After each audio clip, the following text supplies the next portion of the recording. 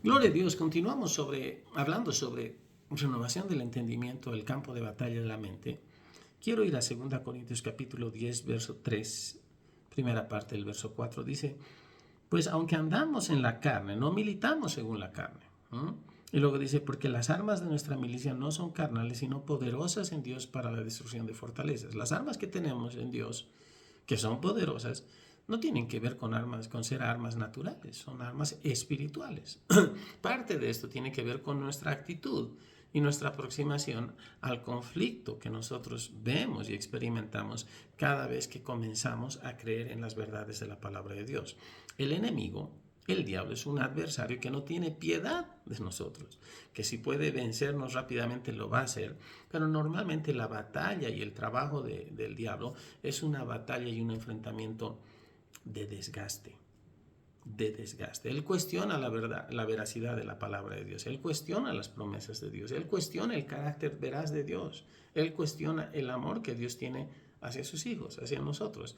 Y él trata de utilizar circunstancias contrarias a la palabra de Dios, pensamientos que van en contra de la palabra de Dios para desanimarnos, para hacer que nosotros dudemos del propósito de Dios, de la voluntad de Dios, inclusive del poder de Dios.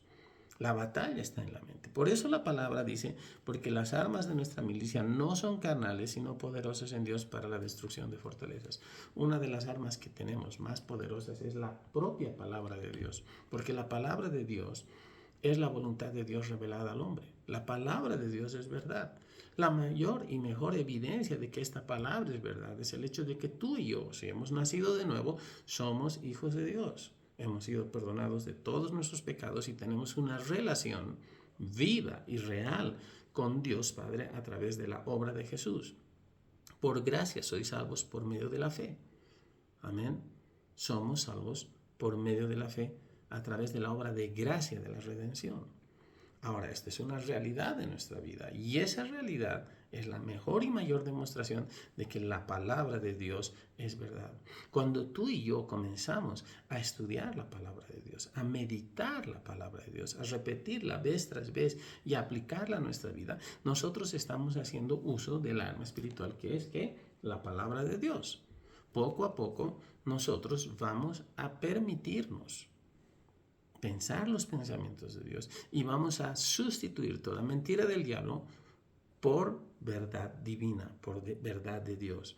Esto va a ayudarnos a renovar nuestro entendimiento y a derribar todo argumento y toda altivez que se levanta contra el conocimiento de Dios. Ese es el verso siguiente, 2 Corintios capítulo 10, verso 5. Y eso también nos va a ayudar a llevar todo pensamiento cautivo a la obediencia de Cristo. Dios te bendiga.